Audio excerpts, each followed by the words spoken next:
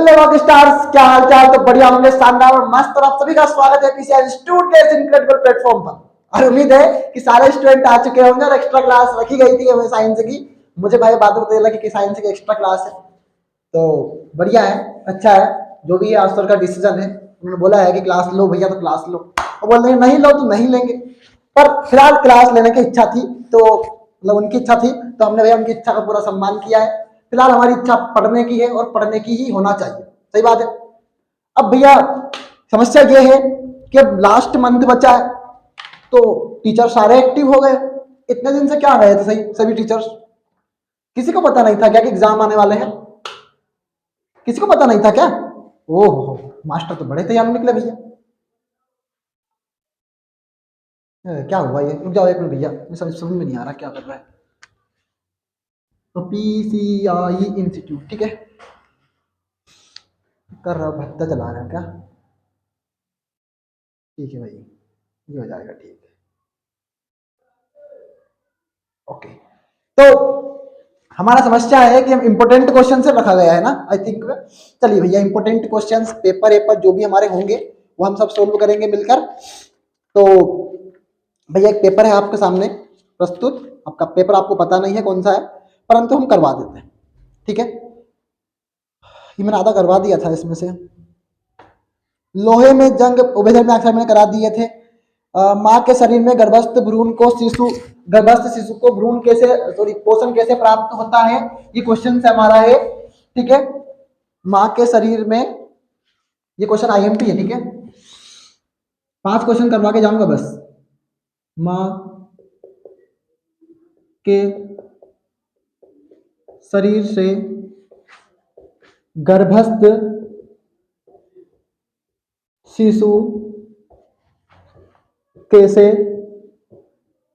पोषण प्रदान करता है। जब 2 नंबर में पूछा जा सकता है इसको, या फिर प्लेसेंटा क्या है, प्लेसेंटा के 2 कार्य लिखिए, यह भी पूछा गया है। आपका हर दिन इंपॉर्टेंट है, ये अक्सर आपके बहुत बेहतर तरीके से जानते हैं इस बात को, ठीक है। क्योंकि हम जानते हैं भैया कि हमारा स्टूडेंट का हर दिन इंपॉर्टेंट है, हम हमारे लिए कोई छुट्टी नहीं है।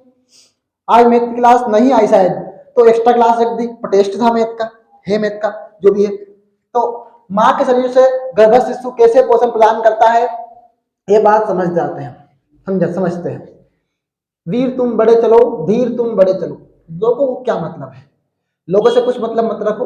लोग सिर्फ सोचते हैं, और सोचने ही सोचने में वो आपकी 99% को भी सोचेंगे। लड़ाई हम लड़ रहे हैं, लड़ाई लड़ेंगे, अंत तक जाएंगे। फिलहाल इस क्वेश्चन में बहुत बढ़िया तरीके से तो हम जानते हैं कि गर्भ में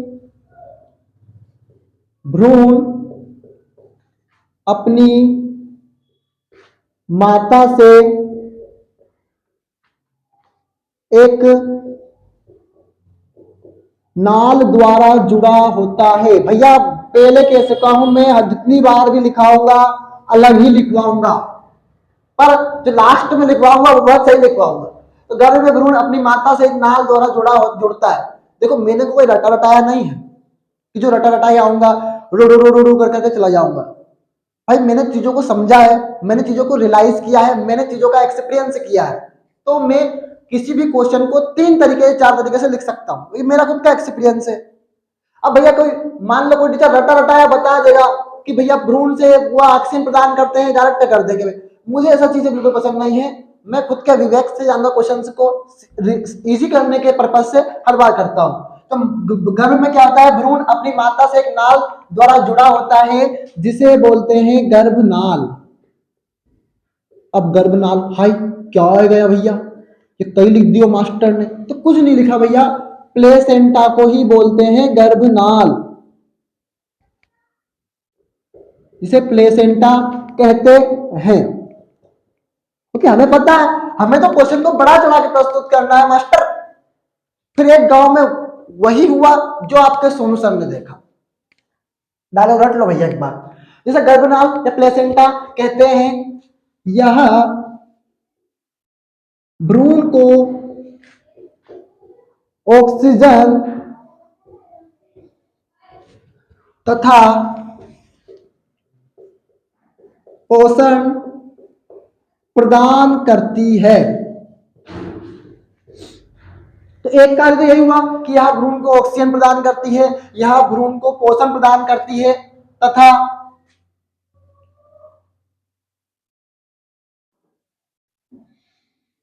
तथा यह तथा मादा तथा मादा नहीं रे, माता लिखो भैया, माता तथा शिशु की संयोजक कड़ी होती है।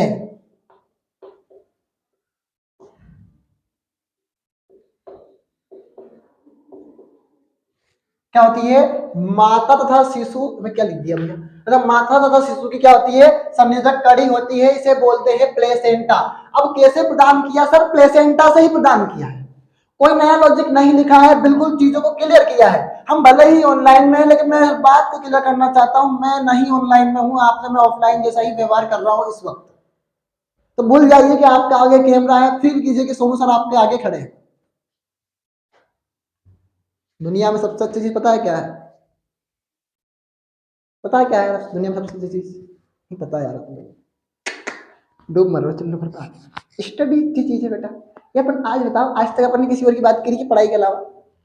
तुम भी कहाँ कहाँ के विचारों में खो जाते हो बे? मारियो, अबे किसने मारा बे तुमको?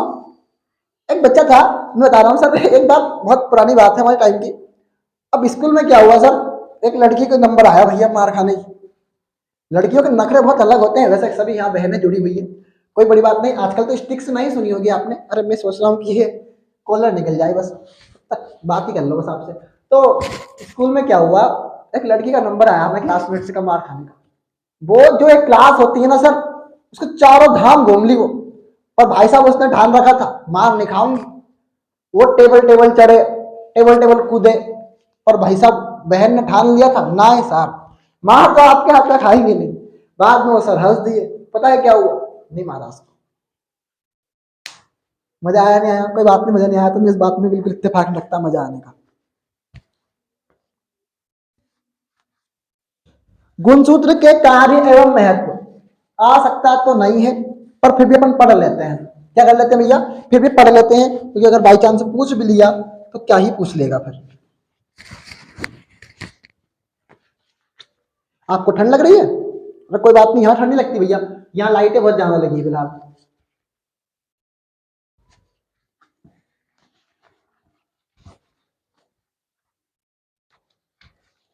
चलो भैया, कौन सा क्वेश्चन है? अगला वाला कौन सा क्वेश्चन है? गुणसूत्र के कार्य। क्वेश्चन भी यही है और आंसर भी यही है फिलहाल। गुणसूत्र के कार्य, यह क्या करते हैं? नंबर एक, यह अनुवांशिक लक्षणों को के वाहक, पेपर में हल करवाऊंगा, टेंशन मत लीजिए, वाहक होते हैं। क्या होते हैं सर? यह अनुवांशिक लक्षणों के वाहक होते हैं। अब अनुवांशिक लक्षण क्या? जो जनक से प्राप्त होते हैं, कि आपका हंसना ना, आपका बोलना ना, आपका चलना ना, आपका रहना और आपका ठहरना, वही आपका अनुवांशिक लक्षण है। तो किसी का व्यवहार कैसा है सर, ये जनक पर निर्भर करता है। कोई कितना अच्छा व्यवहार दर्शा रहा है सर, ये जनक पर निर्भर करता है। लेकिन ऐसा नहीं है, व्यवहार के मामले में संगत डिपेंडेंट करती है। कोई गलत काम में लग गया है तो ये भी इसका संगत डिपेंडेंट करती है, ठीक है ना? वो जो बुरी संगत होती है तो उसमें हम ये भी, जैसे एक उम्र है, जैसे आपकी उम्र, एक उम्र आपकी एज है, या फिर आप थोड़ा बहुत पीछे मैं खुद को ले लूं 2-1 साल, तो मेरी उम्र थी, तो वो उम्र ऐसी थी कि जिसमें कोई बात चढ़ गई दिमाग पे तो बस इसके अलावा कुछ नहीं दिखता है। तो अनुवांशिक लक्षणों के ही बात तो नहीं है, वो डिपेंडेंट आपकी संगत पे था। फिलहाल यहाँ पर अनुवांशिक लक्षणों के वाहक कौन है? हाँ समझ गए होंगे बहुत सारे स्टूडेंट मेरी बात में क्या कहना चाह रहा हूँ, और अच्छी बात है कि आप समझ रहे होंगे, सबसे बेटर बात है यहाँ पे। अनुवांशिक लक्षणों के वाहक कौन है? गुणसूत्र है, कि जो एक पीढ़ी से दूसरी पीढ़ी में अनुवांशिक लक्षणों को लेके गए। क्या करा भैया उन्होंने? अनुवांशिक लक्षणों को लेकर गए, कौन? गुणसूत्र। नंबर 2 है सर, यह जनक से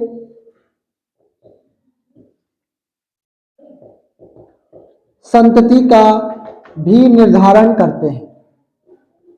कैसे सर? और आपको पता है, मनुष्य में लिंग निर्धारण वाला क्वेश्चन आपको पता होगा और आप अच्छे तरीके से रट चुके होंगे उसको। और बिल्कुल पेपर में आएगा। ओहो क्या हुई गोबे? कुछ नहीं हुआ सर, मैं बता रही थी बच्चों को। मैडम बच्चों को मत बताओ, बच्चे है ना आजकल। सर मुझे आ जाने दीजिए आज आप। नहीं मैडम नहीं, वो क्या है बच्चे है ना आजकल बहुत उद्माती हो गए। नहीं सर मैं तो एक बार तो बच्चों से मिलने जाऊंगी, मैं बच्चों को बताऊंगी कि वो मुझे भूल गए हैं। सही में भूल गए हो रहे आप? अरे सोनू मैडम को भूल गए बच्चे? ओहो बहुत दिन से आई नहीं है मैडम इसलिए।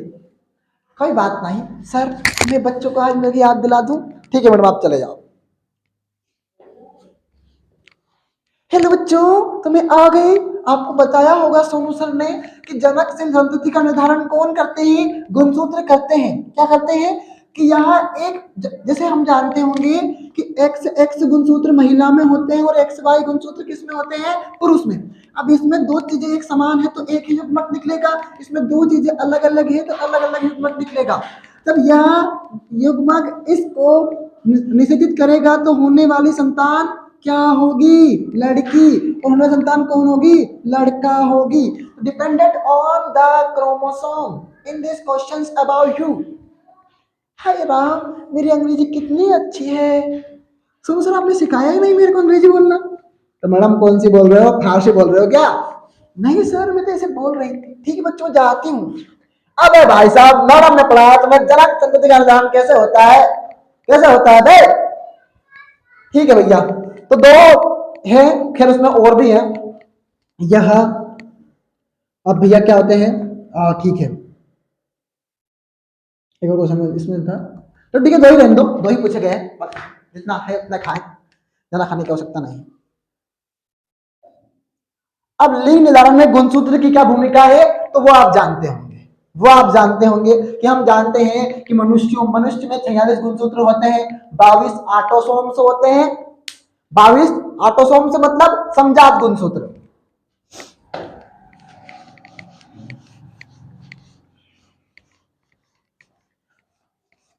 हाँ भैया टेस्ट अगर आपने दिया है ना मैथ का, मैं तो कहता हूँ हमारे स्कूल में देना चाहिए टेस्ट। डर नहीं है अपने अंदर, डर मत रखिए किसी भी बात का, क्योंकि आप में से बहुत सारे स्टूडेंट ने टेस्ट नहीं भेजा है मेरे पास। अब मैं नाम नहीं लूंगा सर किसी का भी। सोशल साइंस का टेस्ट हुआ, बहुत मेहनत लगती है, 2-3 बजे तक मैं जगा हूँ। और कुछ स्टूडेंट इस बात का प्रूफ भी है, उन्हें पता है कब तक जगते हैं सोनू सर। और भैया मैं आपके लिए जगता हूँ और मेरे मतलब के लिए नहीं है यहाँ कुछ, मेरे मतलब के लिए नहीं चल रहा है यहाँ पे। बेवकूफों की तरह क्वेश्चन आंसर नहीं भेजना ना तो फिर चुल्लू का पानी में डूब मरो। डिब्बी की होता है तुमसे जोड़ी भेजने का बोलते हैं, तुम कितने भेजते हो? उल्टा क्या दूंगा मैं कैसे दिन? मेरे को चिड़ मत दिलाया करो यहाँ पे आके। मनुष्य में लिंग निर्धारण मैं बस शॉर्टकट समझाऊंगा, मैं कुछ नहीं समझाऊंगा, हिंदी तो आप ही लिखेंगे। मनुष्य में लिंग निर्धारण, हाँ तो योग्यता बताओ, महिला में कौन से गुणसूत्र होते हैं? कोई कमेंट नहीं करेगा योग्यता के अलावा, अगर योग्यता प्रेजेंट है क्लास में तो। महिला में कौन से गुणसूत्र होते हैं? एक्स वाई या एक्स एक्स गुणसूत्र होते हैं। पता है, मुझे पता है कि आपको पता है, पर आपको लिखने में क्या तकलीफ है फिलहाल तो।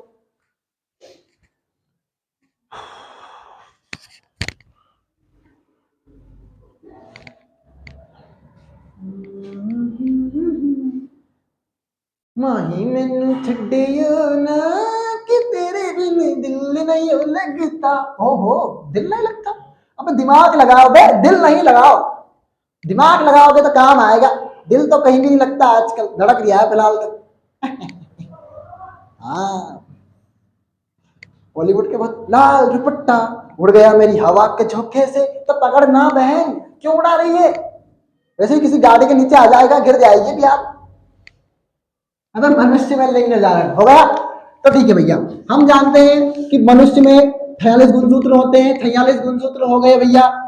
अब भैया महिला की बात कर ली, महिला में 22 तो ऑटोसोम्स होते हैं और 23वां गुणसूत्र होता है, ये 23वां है, एक्स एक्स गुणसूत्र होता है। तो 22 ऑटोसोम्स मतलब समजात गुणसूत्र, जो कि एक जैसे ही है। वो समजात भी कुछ नहीं है, वो एक्स एक्स ही है, कोई अलग नहीं है।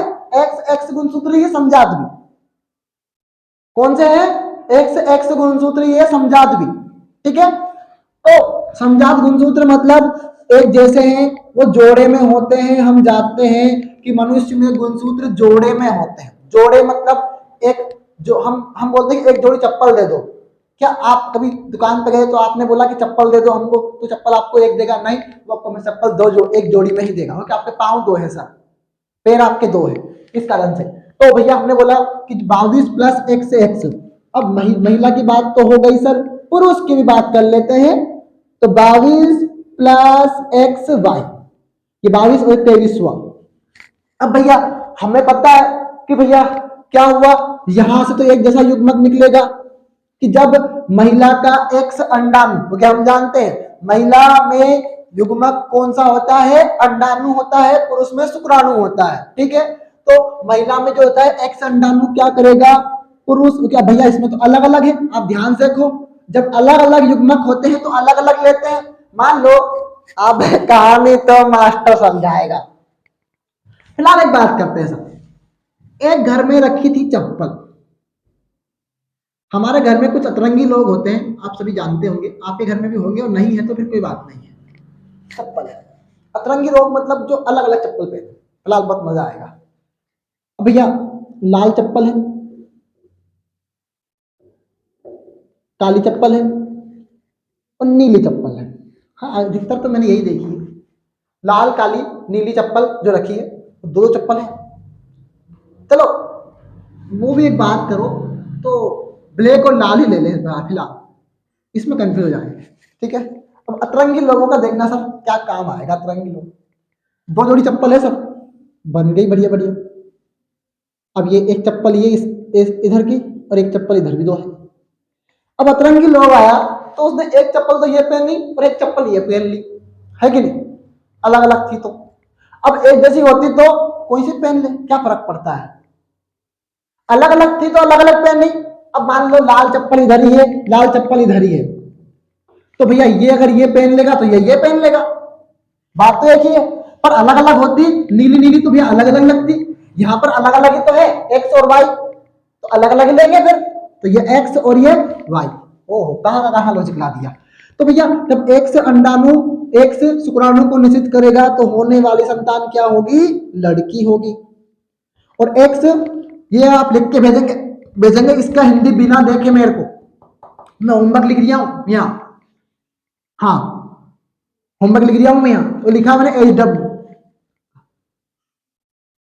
कोई फर्क नहीं पड़ता टाइम ज्यादा हो गया तो, मैं तो रात को, आप टेंशन मत लो भैया, मैं तो रात को 2 बजे तक भी अवेलेबल हूँ। तो एक्स इसको सिलेक्ट करेगा वाई को, तो ये एक्स वाई होगा। होने वाली संतान क्या होगी? लड़का होगी। क्या होगी? लड़का। तो डिपेंडेंट किस पे कर रहा है? वाही शुक्राणु पर। किस पर? वाही गुणसूत्र पर, कि भैया संतान हमारे मनुष्य में जो है संतान का लिंग निर्धारण किससे हो रहा है? वाही शुक्राणु से, वाही युग्मक से, वाही गुणसूत्र से, ठीक है। याद रखना है इसको, नोट तो नहीं करना कोई भी चीज आपको, मत करो भैया नोट कुछ भी।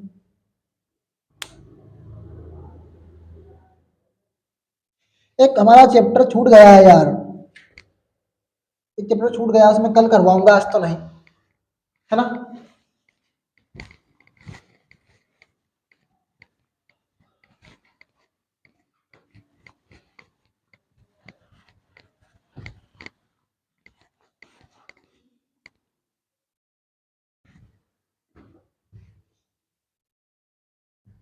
ऊष्माक्षेपी अभिक्रिया, पेपर सोल्विंग करवा रहा हूं मैं पेपर सोल्विंग ही करवा रहा हूं। ऊष्माक्षेपी अभिक्रिया, और हर डाउट क्लियर करने के लिए हम तैयार बैठे हैं। आप डाउट की लिस्ट मेरे पास भेज दिया करो, मैं नेक्स्ट डे उस क्लास में जरूर करवाता हूं, मेरी गारंटी, मैं कह रहा हूं सर आपसे, मैं जरूर करवाता हूं। आप डाउट की लिस्ट भेजो सही मेरे को। क्या हो रहा है ये फिलहाल समझ में नहीं आ रहा क्या हो रहा है।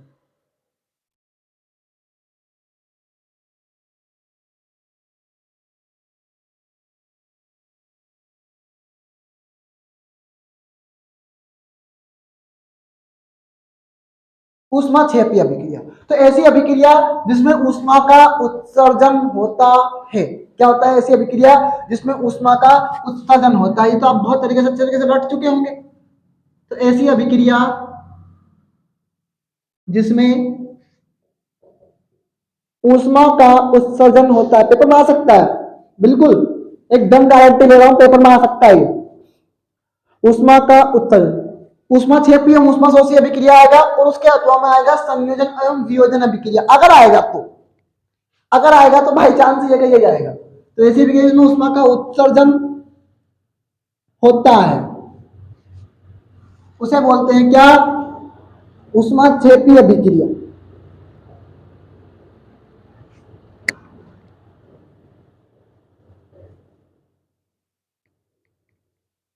क्या बोलते हैं उसे? ऊष्मा क्षेपी अभिक्रिया बोलते हैं। कि ऐसी अभिक्रिया जिसमें ऊष्मा का उत्सर्जन होता है उसे ऊष्मा क्षेपी अभिक्रिया कहते हैं। अब भैया हमें पता है ऊष्मा का उत्सर्जन करना है। अब मुझे बताओ, अपनी नाक के पास हाथ लगाओ, चलो जल्दी जल्दी। चलो, ये मास्टर हर बार नाक के पास हाथ लगाने की बोल देता है। बदबू आ रही है कि जैसे बदबू नहीं आ रही भैया, है? देखना भाई नाक ही बाहर ना आ जाए कहीं।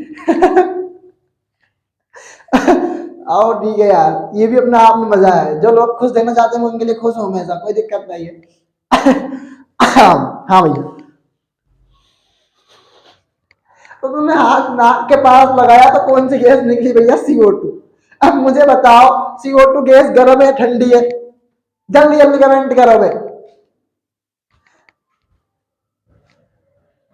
और क्लास में बोर नहीं होना चाहिए भैया, कुल मिला के बस प्लान यही रहता है मेरा हमेशा।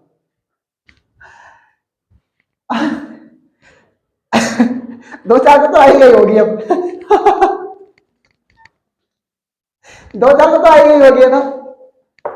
हाँ बिल्कुल सही बात, गर्म गैस है, एग्जैक्टली गर्म गैस है।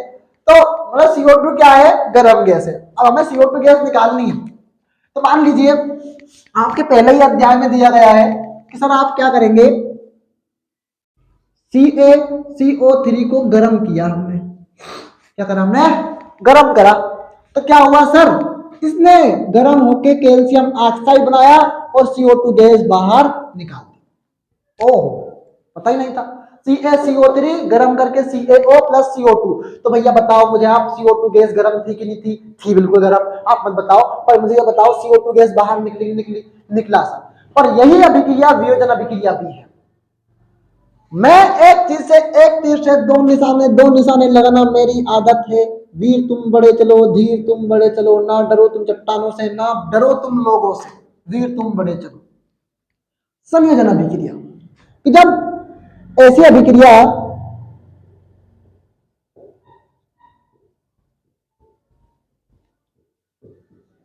जिसमें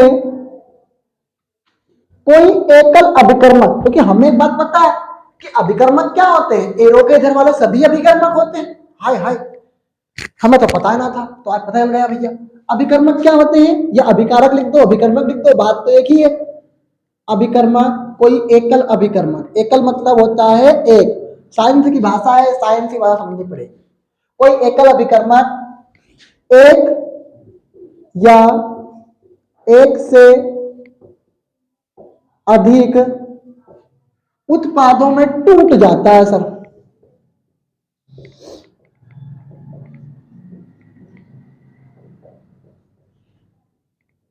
उसे वियोजन बोलते हैं। और वियोजन का मतलब सिर्फ स्पष्टता यही है कि टूटना। क्या करना? टूटना। वियोजन अभिक्रिया कहते हैं। हाय राम, कब हुआ? ओहो, तो ऐसी अभिक्रिया जिसमें कोई एकल अभिकर्मक एक या एक से अधिक उत्पादों में टूट जाए। अब आपको पता है कि एरो के इधर सभी क्या कहलाते हैं? उत्पाद। ठीक है, तो भैया एक तीर से दो निशाने, जो लगा सकता है वो लगा दिए होंगे। ठीक है, और अगली अभिक्रिया है हमारी ऊष्मा शोषी अभिक्रिया। रिवीजन हो रहा है, घबराइए नहीं, क्लास को छोड़ने की मत सोचिए, ये बहुत गलत माइंड की थिंकिंग है तुम्हारी। मैंने आपसे नहीं बोला कि आप लिखिए, पर आप एक बात पे जो आप चीज सुनेंगे ना, जैसे हम देखते हैं इंस्टाग्राम की रील्स, तुम्हें बड़ा मजा आता है देखने में, पर तुम्हें ये नहीं पता कि वो हमारे दिमाग को कितना फ्रस्ट्रेट कर रही है। मैं नहीं देखता हूँ रील्स, मुझे नहीं मतलब है रील्स से, पर हाँ कभी जब कोई रील्स मेरे सामने आ जाती है तो मैं डाल भी देता हूँ, जब मेरे को कुछ अच्छी लगती है तो, मतलब जैसे ऊपर हम देखते हैं तो ऐसे। बाकी मुझे रील्स देखने का बहुत कम शौक है, मतलब। तो वही एक चीज है कि अभी फिलहाल उम्र है पढ़ने की, तकाजा रखने की, और एक्सपीरियंस बहुत अच्छा आपके भाई के पास, टेंशन नहीं लेना है।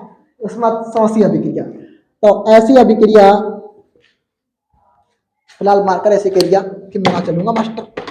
तो हमने बोला क्यों नहीं चलोगे भाई, हम दूसरा मार्कर ले आएंगे, तुम्हारी अकड़ में तुम रहो और हमारी अकड़ में हम रहेंगे। तो बोला मार्कर भाई ठीक है दूसरा ले जाओ, और मैं नहीं चलूंगा।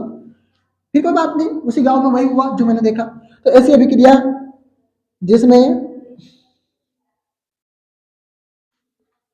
ऐसी अभिक्रिया जिसमें क्या होगा, ऊष्मा का अवशोषण होगा, ऊष्मा का अवशोषण।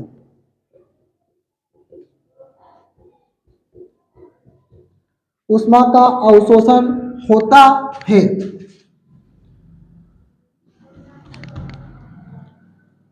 उसे ऊष्मा शोषी अभिक्रिया कहते हैं। मुझे सर्दी हो गई भैया। उसे ऊष्मा शोषी अभिक्रिया कहते हैं। ठीक है, तो ऐसे अभिक्रिया में ऊष्मा का अवशोषण होता है, उसे बोलते हैं ऊष्मा शोषी अभिक्रिया। ऊष्मा शोषी अभिक्रिया मतलब होता है ऊष्मा का अवशोषण, मतलब अपने अंदर चीजों को एब्जॉर्ब कर लेना। क्या कर लेना, अपने चीजों के अंदर, अपने अंदर चीजों को एब्जॉर्ब कर लेना। एब्जॉर्ब मतलब होता है अवशोषित। ठीक है, हाँ।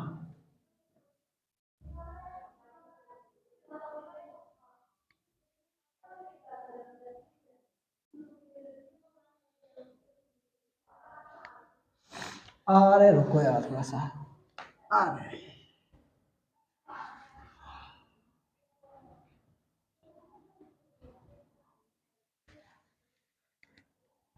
कोई बात नहीं, हो जाएगा ठीक। ऐसी अभिक्रिया जिसमें ऊष्मा का अवशोषण होता है उसे बोलते हैं ऊष्मा शोषी अभिक्रिया, है ना। तो भैया मान लीजिए, अब इसका ही उल्टा करना है फिलहाल तो आपको। भैया ऊष्मा मतलब CO2 थी, अब CO2 को तो अंदर लेना है। प्रकाश संश्लेषण भी एक ऊष्मा शोषी अभिक्रिया है, आपको अगर याद हो तो CaO प्लस CO2, अब ये संयोजन अभिक्रिया है। ठीक है, हाँ, CaO प्लस CO2 क्या बनाएगा, CaOCO3, CaCO3, सॉरी CaCO3 ठोस बन जाएगा। ठीक है, अब भैया इसके नीचे लिखते हैं अपन संयोजन अभिक्रिया। यही तो नोट्स होते हैं और यही तरीका है एग्जाम लिखने का, कि चीजों में हम अंडरस्टैंडिंग हो जाए। कितना शॉर्टली बनवाएंगे तुमको, और अब बताओ। फिलहाल तो आपको जितनी क्लासेस मिले उतना कम है मेरे हिसाब से, तो जितनी क्लास मिले उतना कम है ना। तो अब साइंस की तो एक्स्ट्रा क्लासेस आएंगी आएंगी, कोशिश कर रहा हूँ हर बार। संयोजन अभिक्रिया, ऐसी अभिक्रिया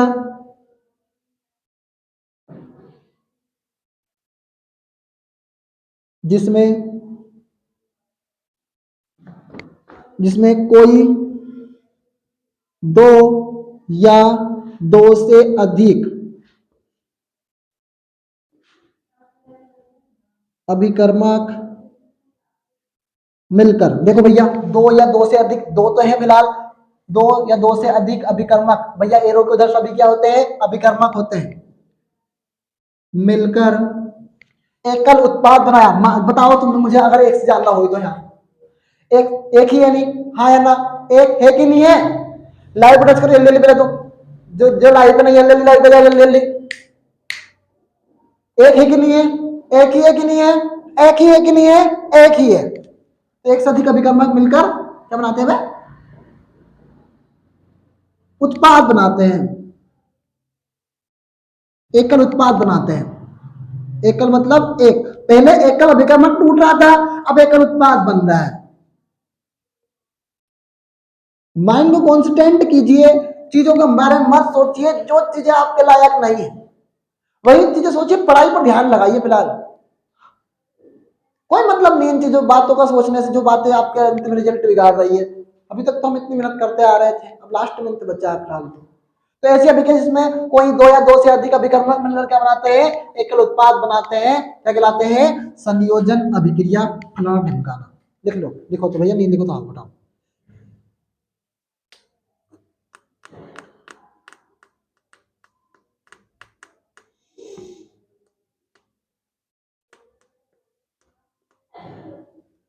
चलो भैया, एक अभिक्रिया है, निम्न अभिक्रियाओं को संतुलित कीजिए, अभिक्रियाओं का प्रकार बताइए। ओके, कौन सा प्रकार बताना है सभी, नहीं आई है बराबर में। मानव नेत्र का नामांकित चित्र,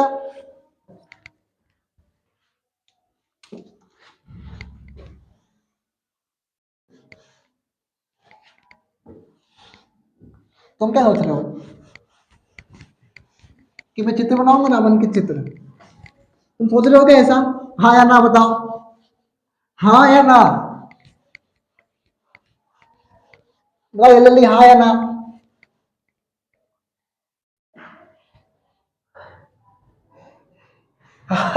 नहीं बना रहा भैया, मैं तो एक चीज सोच रहा था अभी फिलहाल यहाँ पे।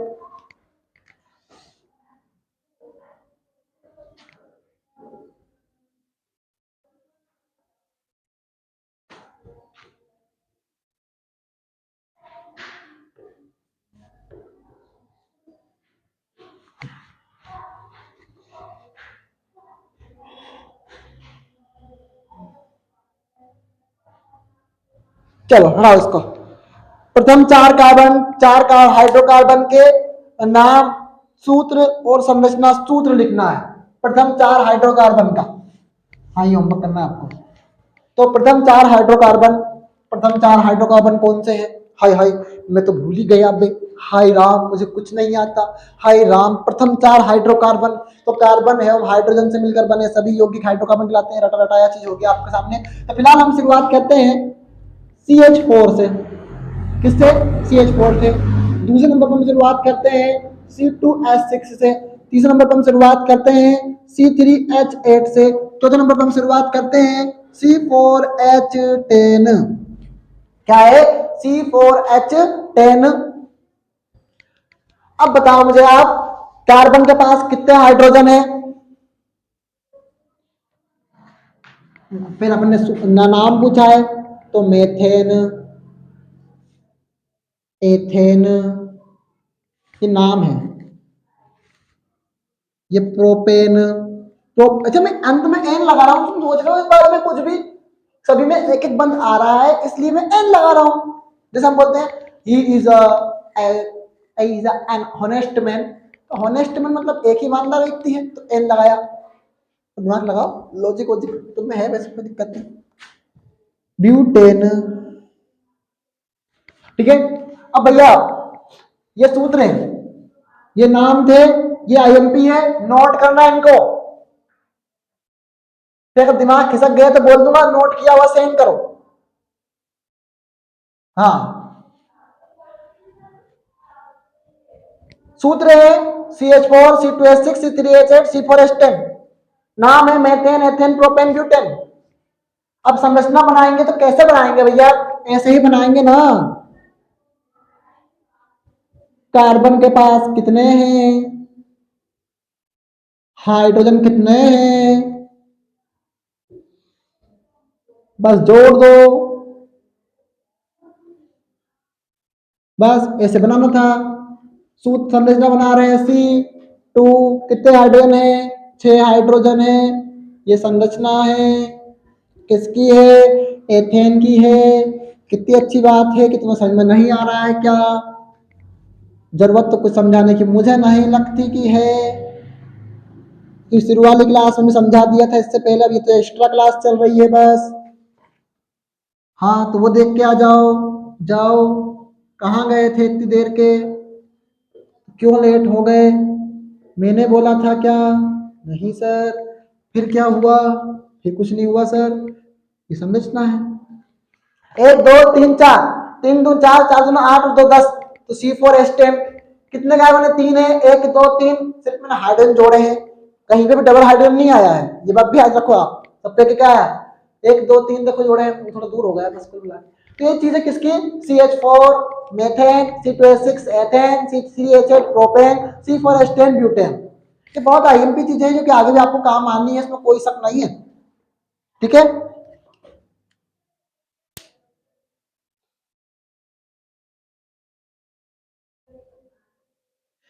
पीएच स्केल किसे कहते हैं, ये पूछ सकता है।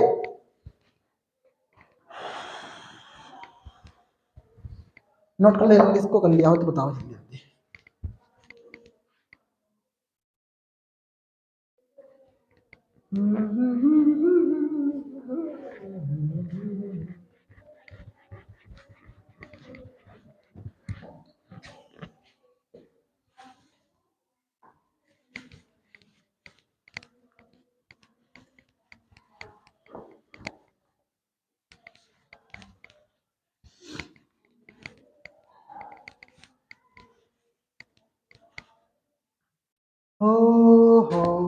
बस बस 5-10 मिनट और बस।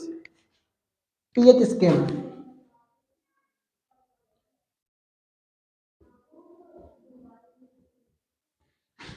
किसी विलियन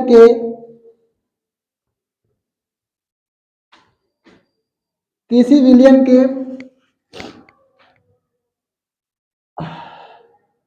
H प्लस आयन की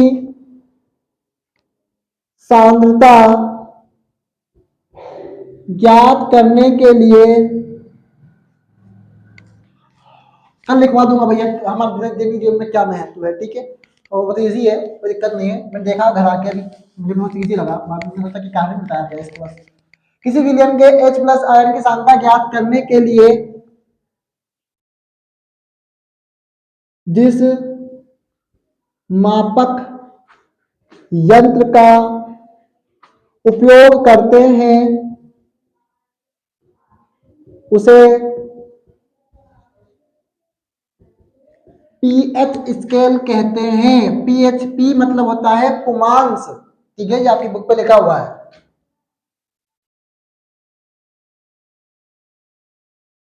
यह स्केल 1 से 14 तक होता है, 1 से 14 तक होता है। जब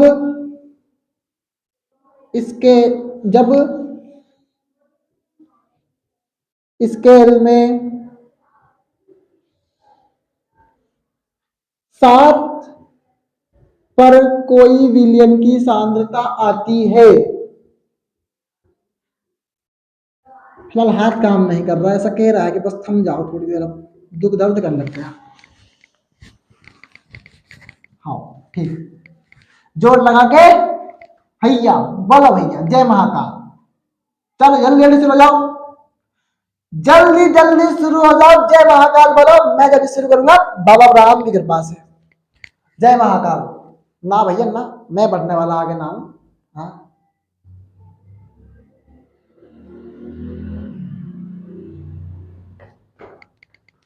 हाँ, very good very good very good, जल्दी जल्दी करो। जब स्केल में H7 पर कोई विलेन की सांद्रता आती है, इसका अर्थ है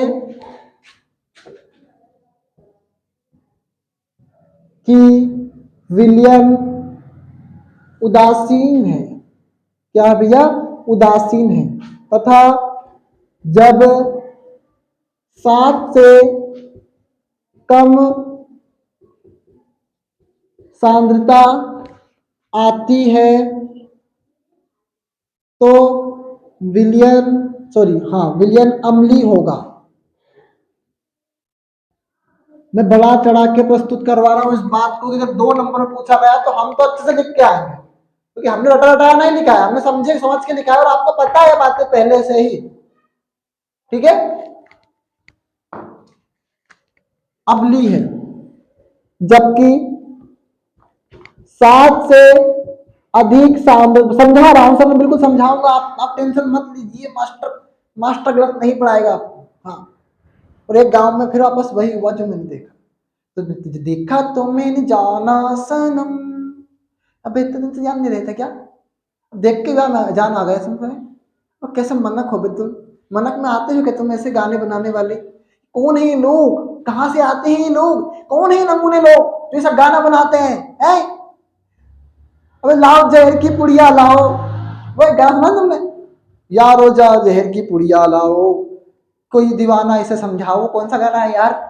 ओ भैया कौन सा गाना था वो, एक गाँव कौन सा गाना था, तुझको ही दुल्हन बनाऊंगा वरना कवारा मर जाऊंगा। ओ भाई साहब, तो इसके अलावा कोई लड़की ही नहीं है मतलब। अबे भाई साहब, दुनिया से बाहर निकले, घर से बाहर निकल बेटा। एक से एक पढ़े हैं हमें, और तेरे लिए ही नहीं पढ़े हैं सभी। हैं तो कैसे नमूने हो तुम्हें, तुम्हें अकल अकल नहीं है कोई। कहाँ कहाँ से आ जाते हैं लोग। I I don't like that person, I don't like. भाई मजाक थी, मजाक थी, और मैं मजाक ही करता हूँ बस। मैं सीरियसली कभी होता ही नहीं, लेकिन 7 से अधिक हुआ भैया। तो वह विलियन छारी है। क्या भैया? छारी है। छारी मतलब क्या है? हो भाई साहब, कहीं पूछ ली। अब कुछ नहीं पूछा हमें, तो एक स्केल बनाया बहुत अच्छे तरीके से।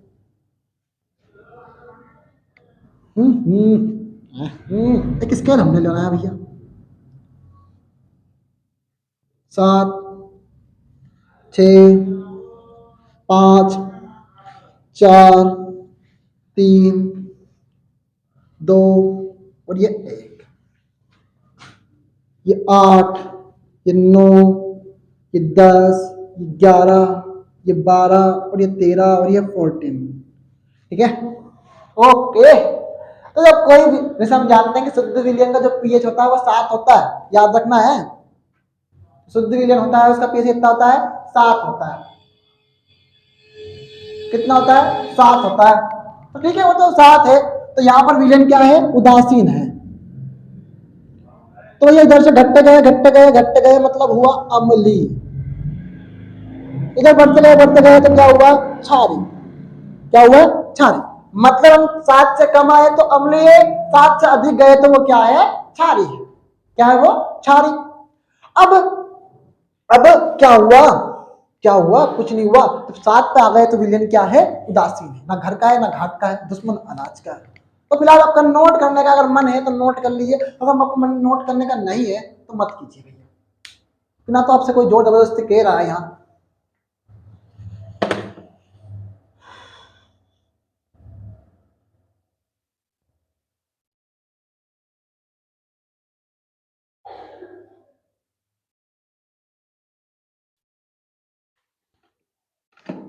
तो मैं कुछ ढूंढ लेता हूँ।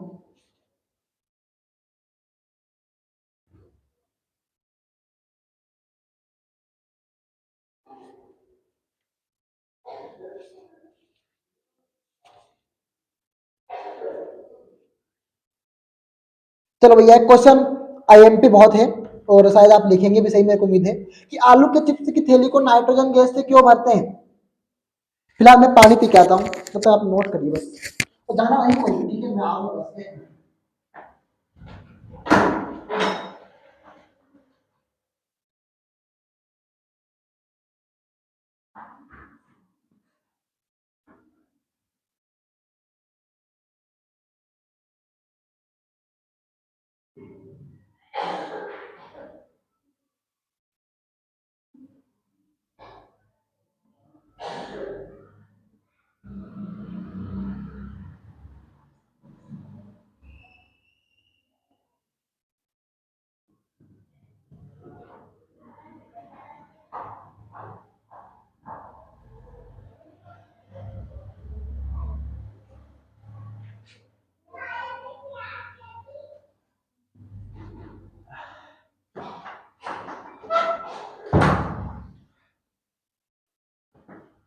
अरे तुम्हारी, चलिए, वो तो लाइट का मन नहीं है फिलहाल, ऐसा लग रहा है। पर हम तो क्या है, थोड़े से अलग है बिल्कुल।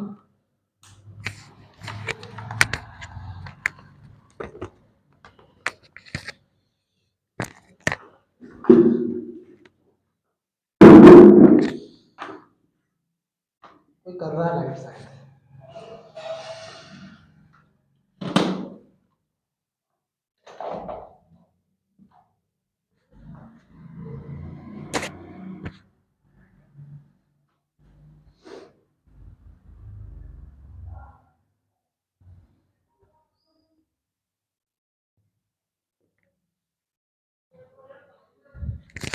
चलो भैया,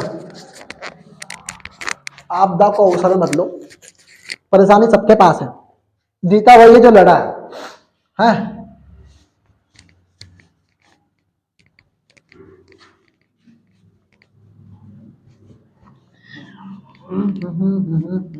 जिंदगी चलते रहा शुक्रिया, शायद मिले ना फिर हम दोबारा, हाथों से लकीरें यही कहती है, आह लफ्जों में। ठीक है भाई। आलू के जो चिप्स रहते हैं वो कौन से भैया? थैली को नाइट्रोजन से भरते हैं, क्यों? आलू के चिप्स की थैली, मैंने समझाया था, को नाइट्रोजन से भरते हैं, क्यों? ठीक है, ये क्वेश्चन है हमारा। क्या हमारा ये क्वेश्चन है? ठीक है, दिख रहा है आपको एग्जाम? ज्यादा ऊपर हो गया तो हमारे हाथ में सब कुछ करना।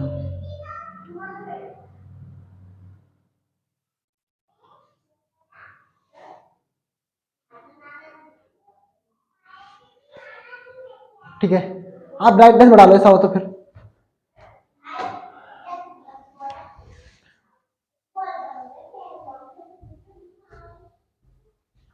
अब हम जानते हैं, चलो भैया, किस किस ने बेसन चक्की बनाई है आज तक? किस किस ने कुंडली बनाई है आज तक? कुंडली समझते हैं ना क्या होता है? नहीं समझते, कोई बात नहीं। आलू के जो चिप्स होते हैं सर, तेल में तले होते हैं, तेल में तले हुए होते हैं, मतलब तेली होते हैं। तेल में तले हुए लिख दो या तेली लिख दो, बात तो एक ही है, तेल में तले हुए होते हैं। जो वायु या जो वायु मतलब वायुमंडलीय ऑक्सीजन, जो वायु या ऑक्सीजन, चलो भैया ये भी लिखी दे दो, नहीं तो तुम मर ही जाओगे आधे से ज्यादा। ऑक्सीजन से क्रिया करके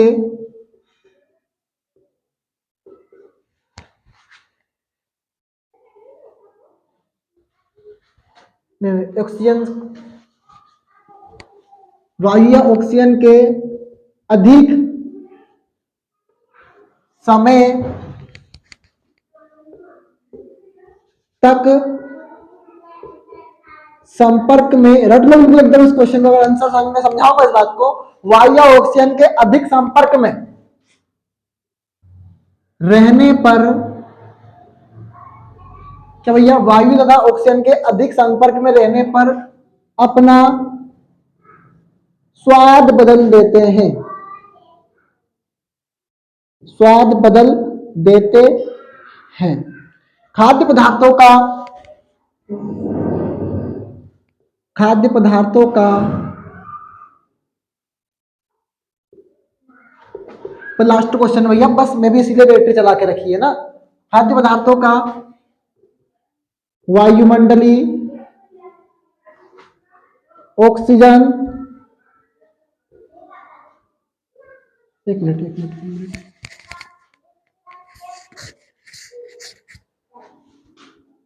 वायुमंडलीय ऑक्सीजन की उपस्थिति में स्वाद बदलना, बदलना विकृत गंधिता कहलाता है। खाद्य पदार्थ मतलब जो खाने वाले पदार्थ हैं भैया, हम देखा होगा पोंगल खाए हैं, पोंगे खा के आए हैं कभी, तो वायुमंडल की, खैर वो पोंगा का जो अलग काम, पोंगा पोंगों का काम अलग है, लेकिन जो आलू की चिप्स होती हैं, कुरकुरे होते हैं, ये सब जो चीजें होती है ना, अपने वायुमंडलीय नाइट्रोजन में भरते हैं इसको, ठीक है, नाइट्रोजन गैस से हमेशा पूरित करते हैं इस बात को। बदलना विकृत गंधिता कहलाता है, और विकृत गंधिता भी अपने आप में बहुत ही आईएमपी है। स्टार लगा लो इस क्वेश्चन को, मैं 3 स्टार लगा रही हूं भैया। कहते हैं, नोट करिए, इतना मत करिए, मैं समझाऊंगा इस बात को और भी। विकृत गंधिता से बचाने के लिए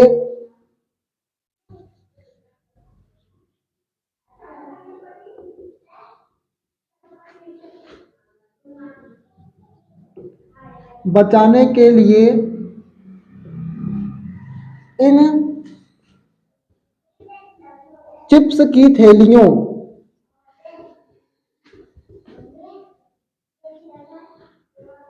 को नाइट्रोजन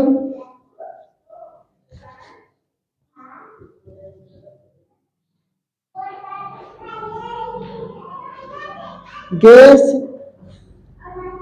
से पूरित किया जाता है। इन थैलियों का करते हुए नाइट्रोजन गैस से पूरित किया जाता है। पूरित मतलब नाइट्रोजन गैस से भर देते हैं इनको, ठीक है। बस खत्म है सर, यही कहानी है। बताइए समझ में ना आया हो तो। समझ में तो नहीं आया, अभी हम समझाए कहाँ है कि आलू के चिप्स तेल में तले हुए होते हैं या तेली होते हैं, जिन पर थोड़ी बहुत वसा होती है, उन्हें बोलते हैं तेली, ठीक है। अब जो वायु या ऑक्सीजन से अधिक समय तक संपर्क में, ओ भैया एक दिन तो भाई साहब मैंने देखा और आलू की चिप्स रखी लगा था और तेली फटी हुई थी सर, नहीं तो मैं खा लेता। बस बहुत दुख हुआ उस टाइम में मुझे। बस फट, अब तेली जो बहुत देर से पड़ी है, मतलब वो थैली वहां पे, तो भैया जो आलू की जो चिप्स थी ना सर, उनका स्वाद बदल गया। सर आपने चखे थे क्या? वो मैंने चखे नहीं थे, मैंने साइंस से पढ़ाया था तो मुझे याद था। मैं इस बात को बड़े समझा रहा हूँ। तो भैया मुझे पता है कि वो अधिक समय तक है तो इनका स्वाद बदल गया है, ठीक है। तो भैया खाद्य पदार्थों का वायुमंडलीय ऑक्सीजन की उपस्थिति में, वायुमंडलीय ऑक्सीजन जो हमारे आसपास है, इसकी उपस्थिति में इनका जो स्वाद बदल जाता है, इसे बोलते हैं विकृत गंधिता। क्या बोलते हैं इसे? विकृत गंधिता। विकृत गंधिता बचाने के लिए इन चिप्स की थैलियों को नाइट्रोजन गैस से भर देते हैं।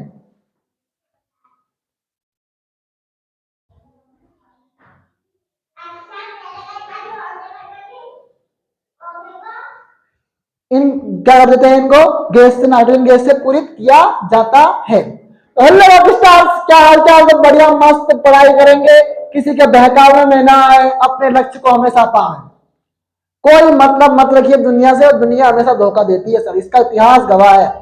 इस बात का इतिहास गवाह है, दुनिया किसी के साथ नहीं रही है, जो सफल हुआ है उसके पीछे चल रही है बस। तो सिद्धांत तो हमारा ही है सर, आज भी है। हम सिद्धांत से अब भी चल रहे हैं, आगे भी चलेंगे। बन गए सिद्धांत वो हमारे हैं। और हमने छोटी सी उम्र में एक तकाजा सीखा है, लोगों से लड़ना हमने सीखा है। ये वही लोग हैं जो आपकी सफलता में आपके साथ होंगे। ये वही लोग हैं जो आपको स्टार्टिंग में आपका साथ देने नहीं आए थे। ये वही लोग हैं जिन्होंने आपसे आपकी पढ़ाई के बारे में नहीं पूछा था। और ये वही लोग हैं जो आपके साथ हमेशा है। ये आगे भी है और ये अब भी है और हमेशा रहेंगे। एक भाई होने के तौर पर हमेशा एक बात कह रहा हूं, लाइफ में अच्छी अचीवमेंट पाने पर ये भाई हमेशा खुश होगा। बिल्कुल कह रहा हूं सर, क्योंकि हम एक चीज है, हम एक बिलीव करते हैं, it's a emotion of student, never emotions can not break of me, without strength I can not in the power, my power is my strength, I am from strength, by strength, for strength. English आपके भाई को भी आती है और झाड़ता नहीं है बस। तो पढ़ाई मस्त करना है, अच्छे से रहना है, प्रेजेंट लगा दो जल्दी जल्दी। थक गया अरे मैं बहुत जोर से आज। जल्दी प्रेजेंट लगाओ जल्दी जल्दी भैया।